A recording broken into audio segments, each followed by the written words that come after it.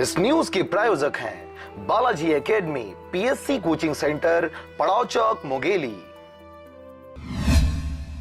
चुनाव आने वाले हैं, ऐसे में पुलिस विभाग का काम बहुत ज्यादा बढ़ जाता है।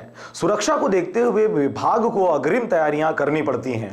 ऐसे में मुंगेली एसपी द्वारा एक चेतावनी गुंडों एवं बदमाशों को दिया गया है।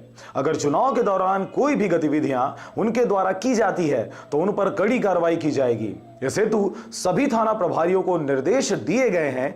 ऐसे व्यक्ति जिन पर 2-4 या उससे अधिक केस दर्ज हैं, उन पर कड़ी निगरानी रखी जाएगी और उनके द्वारा कोई भी आपत्तिजनक कृत्य की जाती है तो उनकी जिला बदल की कार्रवाई भी की जा सकती है। बिल्कुल, हमने सभी थाना प्रभारियों को निर्देश दिया है कि अगर कोई किसी के खिलाफ में कुछ 4-5 अपराध है और वो अपने कंट्रोल में नहीं है तो उसके खिलाफ बिल्कुल 110 CRPC कार्रवाई करें और अगर उस पर भी उसको नियंत्रण नहीं हो पाता है तो जिला बदल की कार्रवाई के लिए प्रतिवेदन भेजने के लिए हमने निर्देश किए हैं।